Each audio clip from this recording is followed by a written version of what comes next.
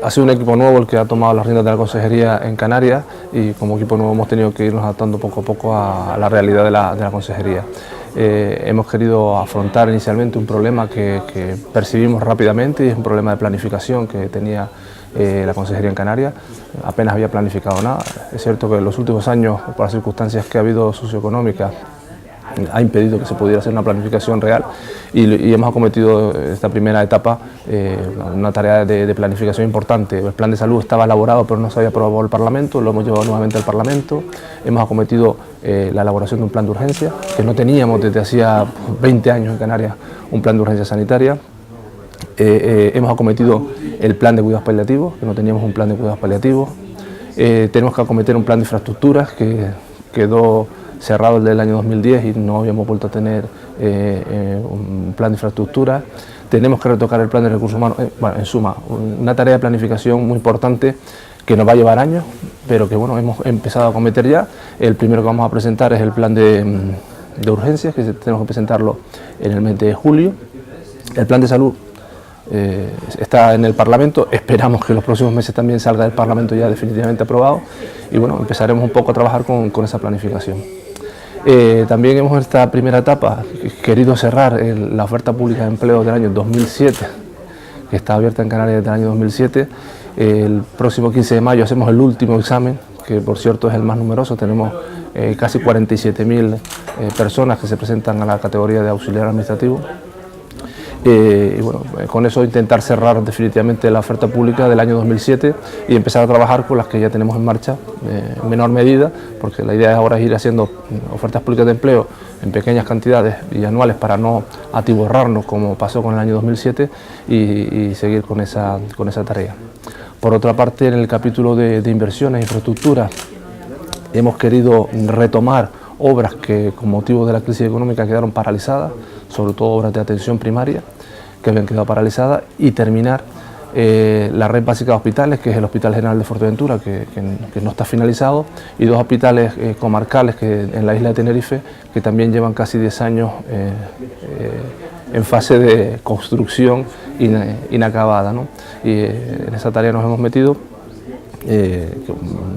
Probablemente el Hospital de Fuerteventura lo tengamos acabado a finales, en el primer cuatrimestre del año 2017, lo mismo que el Hospital del Sur de Tenerife. También la idea es tenerlo el primer cuatrimestre del año 2018, del Sur de Tenerife, acabado. En fin, son tareas importantes que tenemos por delante y que nos han llevado estos primeros 8 meses mucho tiempo el ir centrándonos en cómo irlas acometiendo. Sí, efectivamente en Canarias tenemos un problema de financiación. El dinero que nos llega del Estado para servicios públicos somos, porque eso es una realidad, la comunidad que menos dinero nos toca para servicios públicos. Lo compensamos con ingresos propios de la comunidad autónoma y hacemos un esfuerzo hasta tal punto que finalmente nos colocamos en la media de gasto per cápita en sanidad, nos colocamos en la media nacional, a pesar, insisto, de esa infrafinanciación que tenemos del Estado para servicios públicos. Esto es una realidad. Nosotros teníamos mucha esperanza en que hubiera un nuevo gobierno y que pudiéramos negociar un nuevo modelo de financiación que nos fuera más favorable, y en esas estamos. Es cierto que la economía en Canarias, gracias al turismo, ha mejorado bastante, quizás sin duda por encima de la media nacional, pero la ley de estabilidad presupuestaria nos impone unos topes de crecimiento que ahora mismo, teniendo dinero, ingresos y liquidez, no podemos dedicar a servicios públicos.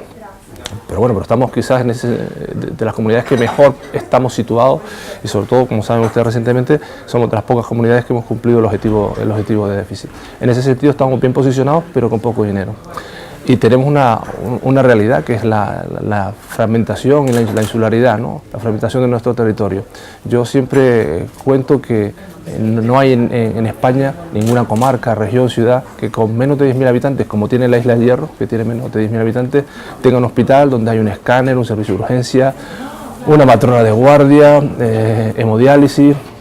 Es decir, se genera francamente una ineficiencia que es absolutamente necesaria en aras a mantener la equidad, ¿no? Porque ¿a quién se imagina la Isla del Hierro pues aislada 3 o 4 días, como ha pasado en otras ocasiones, por aire y por mar, sin un hospital con esas mínimas condiciones? Pero claro, eso tiene un coste muy alto.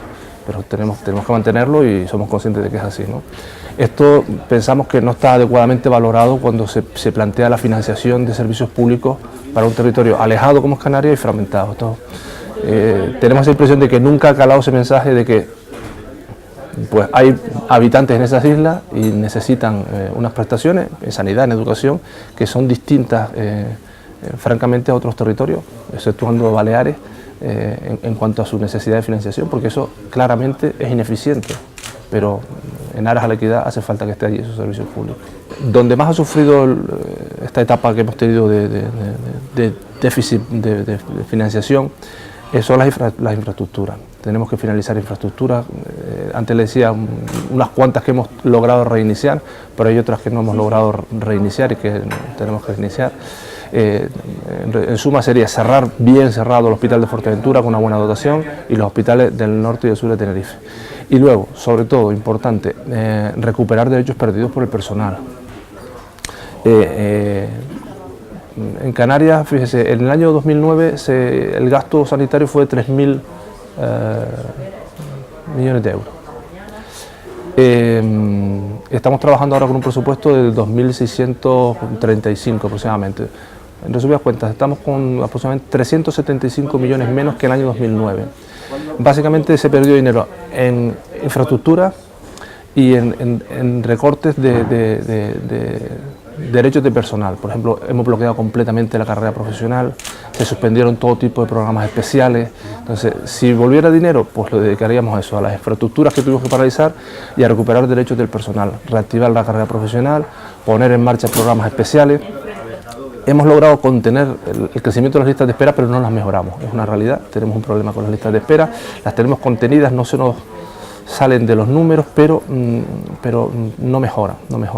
Y no mejoran porque no podemos poner en marcha programas especiales, no hemos podido proceder a contratar más personal del que teníamos. Es cierto que allí cubrimos todas las jubilaciones de personal sanitario, las cubrimos, pero no hemos podido crecer, o sea que llevamos 6 años sin crecer en personal. Lo mantenemos, no disminuimos, pero tampoco crecemos. Y realmente para poder hacer más cosas pues nos hace falta más personal, esos programas especiales. Básicamente lo dedicaríamos a eso. Programas especiales, recuperación de derechos perdidos de los profesionales sanitarios y las inversiones. Llevamos apenas 9 meses en la consejería y nos hemos reunido 5 veces ya con la mesa sectorial del sector sanitario. Es decir, nuestro diálogo con los sindicatos, con los trabajadores, con otras asociaciones profesionales es fluido. Y es cierto que en esas conversaciones, y sobre todo cuando tienen esas posibilidades de hablar con nosotros, cada vez nos piden más el poder ir recuperando todos esos derechos perdidos. Somos conscientes de que donde más se ha apretado en estos años ha sido el personal. El personal ha sufrido mucho. Bueno, yo he sido trabajador hasta que del Servicio Canario de Salud hasta que accedí a la consejería y yo notaba, es decir, que personal auxiliar, celadores, no se sustituía apenas bajas, no se sustituían vacaciones, en fin, el personal lo ha notado claramente. En fin, lo de la carrera profesional, se bloqueó completamente la evolución en la carrera profesional, esas posibilidades que había de programas especiales que generaban algún tipo de incentivo también se perdió y los profesionales lo piden. El trato al que hemos llegado con los sindicatos en la mesa sectorial es ir desarrollando un cronograma de recuperación de derechos. Ahora mismo estamos en la fase de elaborar el coste de ese cronograma, es decir, pues estamos ahora mismo cuánto significaría aumentar directamente un nivel en la carrera profesional de los que tenemos atrasados. Hemos recuperado ya la jornada laboral que en Canarias se distribuyó de una forma distinta al del resto de empleados públicos, porque se consideraron horas ordinarias los sábados. Hemos ya generado que las 37 horas y media pasen a hacerse de lunes a viernes y que el sábado vuelva a ser considerado como guardia de 24 horas para todo el personal que trabaja los sábados. O sea, ya hemos recuperado algunas cuestiones como esta, que era una demanda muy importante en Canarias, lo de asimilar la jornada laboral al del resto de empleados públicos, o sea, 37 horas y media de lunes a viernes, organizarlas de lunes a viernes esa jornada. Y ahora estamos en la segunda fase, que es intentar ver cómo podemos ir recuperando la carrera profesional. el coste va a ser alto porque la tenemos suspendida desde hace 5 años la carrera profesional, en los encuadramientos en carrera profesional, y bueno, se trata así de ponernos de acuerdo cómo podemos ir recuperando, no de sopetón, sino progresivamente ese derecho perdido. Saben que esto es normativa básica del Estado, las comunidades que lo han hecho saben que están expuestas a que les sea recurrido esa medida. Nosotros no hemos querido, en fin, meternos en una situación que sabemos que la tenemos perdida, es una normativa básica del Estado y cuando lo recurra al Estado lo vamos a perder. Es vender humo y no hemos querido vender humo. Es cierto que nos lo están reclamando también y nosotros lo vamos a pedir al Estado que se vuelva a la jornada de 35 horas, pero de luego unilateralmente no vamos a tomar una medida que sinceramente no nos parece procedente porque es vender humo. Está claro que cuando el Estado recurra lo va a ganar sin ningún problema y de hecho las comunidades que lo han hecho lo saben, están a expensas del recurso. Esta es una de las cuestiones que tenemos que discutir porque no hay unanimidad a este respecto, no hay unanimidad, es verdad que cada comunidad es distinta. Nosotros en Canarias, como se asumió en la legislatura pasada, que aunque en la consejería no era del Partido Socialista, así que cogobernábamos con Coalición Canaria en Canarias, se asumió que el personal sanitario, todo el que se jubilara, se cubría directamente con personal joven. Y en aquel momento nos pareció una buena idea, es decir, hombre, a mí me gustaría que se quedaran las personas mayores como consultores y pudieran entrar los otros, pero puesto en la situación en la que estábamos, en que no podíamos crecer en recursos humanos, parecía procedente que las personas que tenían ya 65 años o más, toda su carrera profesional desarrollada, dejaran paso a los que venían, porque no podíamos optar, era uno u otro. En aquel momento se decidió que se jubilaran los de 65 años y que entraran los que estaban recién formados como especialistas o en otras profesiones. En suma, es cierto que se está planteando esta discusión, es una cosa en la que no hay unanimidad, en la que bueno, la discutiremos, hablaremos, pero entendemos las peculiaridades que puedan tener otras comunidades y que unilateralmente lo pidan, pero no va a ser una cuestión unánime, claramente. La petición es de derogación del Real Decreto, de volvernos a sentar, incluso en un momento dado incluso habría que revisar el texto refundido, que es origen de donde se origina este Real Decreto, incluso llegar hasta ese extremo si fuera necesario. Por entrada, la petición que hacemos es la de derogación del Real Decreto. Pensamos que se ha generado una tensión con el personal de enfermería, incluso por unas interpretaciones erróneas que hay del texto del Real Decreto. Se ha querido introducir que el Real Decreto habla del uso de medicamentos y productos sanitarios y no habla de eso. El Real Decreto habla de uso de la dispensación de la receta y se ha generado unas tensiones. O sea, el Ministerio creemos primero que tiene que aclarar cuál era el espíritu de este Real Decreto, primera cuestión. Segundo, justificar por qué se pide una acreditación para la prescripción de fármacos que no están sujetos a prescripción médica, es decir, fármacos que usted o cualquiera de nosotros puede ir a la farmacia y pedirlo, que un enfermero no pueda indicárselo a un paciente, es una cuestión un tanto absurda. Y por otra parte, el por qué se pide el que los protocolos que se exigen para el trabajo con medicación que sí está sujeta a prescripción médica, para que los enfermeros puedan prescribir, ¿por qué los protocolos tienen que ser validados por el Ministerio? Nos parece que es absolutamente inoperativo, que esa función debería recaer en las comunidades autónomas y que cada comunidad autónoma se organice con sus protocolos para poder trabajar con prescripción en medicamentos sujetos a prescripción médica por parte de enfermería. Bueno, son varias cuestiones que creemos que lo que procede es derogarlo, volvernos a sentar y volver a hablar del tema, porque también tengo esa impresión de que este tema no se había puesto bien sobre la mesa, y a pesar de que había un texto refundido previo, una ley,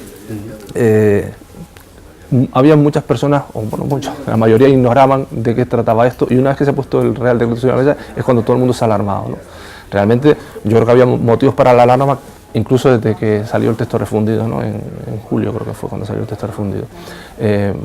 Bueno, pues ahora que todo el mundo se ha alarmado, todo el mundo es consciente de lo que estábamos hablando, sentémonos todos con conocimiento de causa y rehagamos esto adecuadamente. Hubo esa situación inicial de tensión sobre todo el personal de enfermería se alarmó, se sentía inseguro, el personal médico se sintió también incómodo por la situación que se vivía. Realmente eso ha pasado, ¿no? En nuestra comunidad por lo menos se han dado bastantes explicaciones, hemos participado en mesas redondas que han generado los sindicatos, hemos dado explicaciones en todos los sitios donde hemos podido y se ha calmado bastante, es cierto que se ha calmado bastante, pero bueno, sigue estando esa inseguridad que tienen, que no terminan de tener claro cuál era el espíritu de ese decreto. hoy, entre otras cosas, pediremos al Ministerio que nos diga exactamente qué es lo que es, porque sinceramente yo creo que hay cuestiones que bueno, ustedes lo saben perfectamente, que están en este mundo, se ha generado la duda de que si el profesional de enfermería podía usar un producto sanitario, un parche de cicatrización, sin permiso del médico, por favor.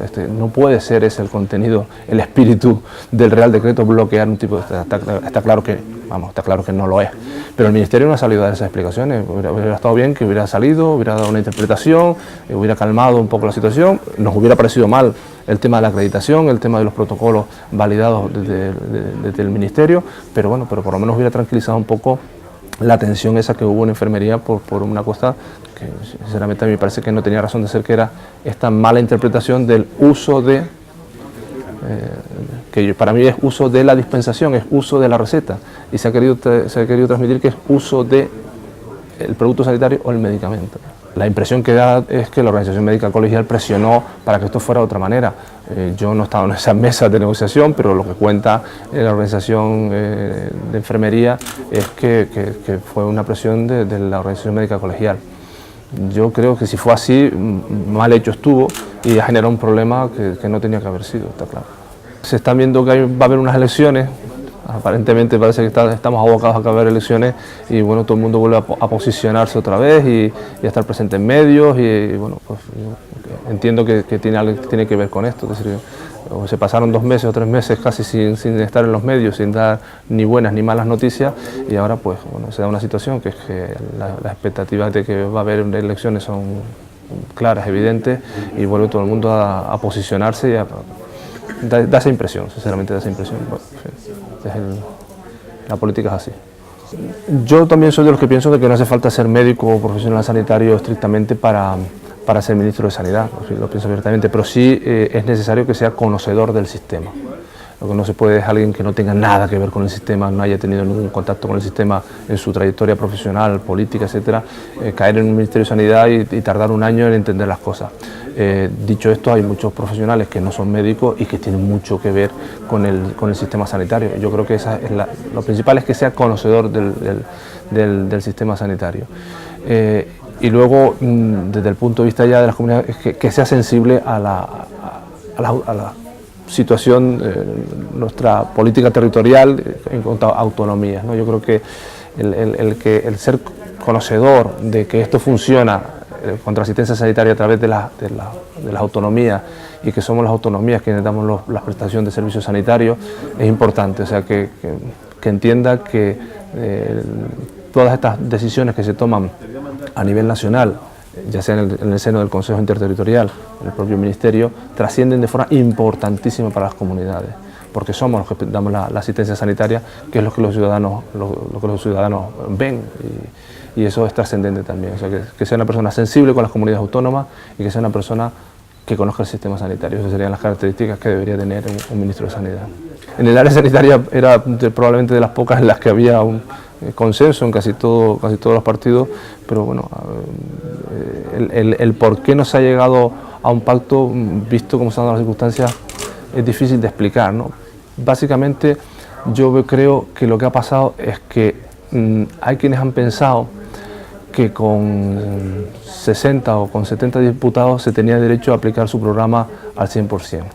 Y está claro que no habiendo nadie, ningún partido que ha ganado por mayoría, todos tenían que ser conscientes de que tenían que renunciar a algo. Ya puede ser mucho o poco, pero a algo.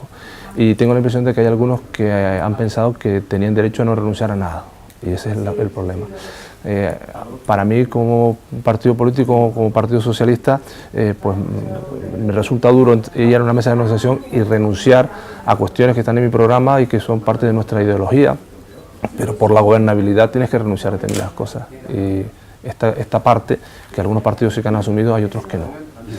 Esto trasladado a Canarias así ha sido, es decir, nosotros cada vez que tenemos una mesa de negociación para gobernabilidad en Canarias, y esta es la segunda legislatura en la que cogobernamos con Coalición Canaria, pues tienes que renunciar a cosas, y cosas que tenías en tu programa y que chocaban con el otro, pues ellos renuncian a algo, nosotros tenemos que renunciar a otra cosa, y la clave está ahí. Y yo creo que en estas negociaciones que ha habido para el gobierno de España, pues ha pasado eso, que hay quienes han pensado que ellos tenían derecho a no renunciar a nada. No es así. No, bueno, en sanidad realmente no ha habido tanto, no ha sido tanto problema, ¿no? Más se da la política fiscal, por ejemplo, donde más solemos tener problemas para sentar un pacto. Pero realmente la sanidad, al igual que ha pasado a nivel nacional, que pues todos pensamos que debe haber una sanidad universal. Entonces, parece que esto, hasta incluso el Partido Popular parece que estaba dispuesto a aceptar estas connotaciones en este momento, no sé, que realmente pues no, el problema no es sanidad realmente. Cuando se siente uno en el pacto, la sensibilidad que tenemos todos con la asistencia sanitaria, con la salud, yo creo que lleva a que no haya fricciones en este punto. Yo espero que la situación económica mejore y que podamos hacer mucho más, por ejemplo, en reducir listas de espera. Tenemos una lista de espera que no están creciendo, pero no logramos bajarla. Pero sinceramente, si acabara la legislatura con una buena planificación en todas las áreas y que quedaran sentadas las bases en cuanto a infraestructura para los próximos 10 años, en cuanto a recursos humanos para los próximos 10 años, un plan de salud de largo recorrido, un plan de urgencias que dé adecuada respuesta a un problema que tenemos en Canarias, que las urgencias no han funcionado bien en los últimos años. Si toda esa planificación quedara bien cerrada en esta legislatura y se quedara sentada las bases para un sistema sanitario bueno en los próximos 10 años, me quedaría satisfecho.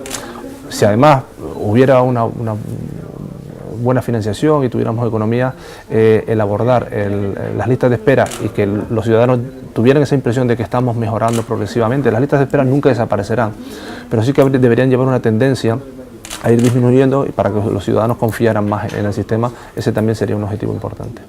Rafael Bengoa pues ya ha estado gobernando como independiente en el País Vasco y ha colaborado con nosotros, y ha colaborado en nuestra comunidad, también ha colaborado con el plan de salud.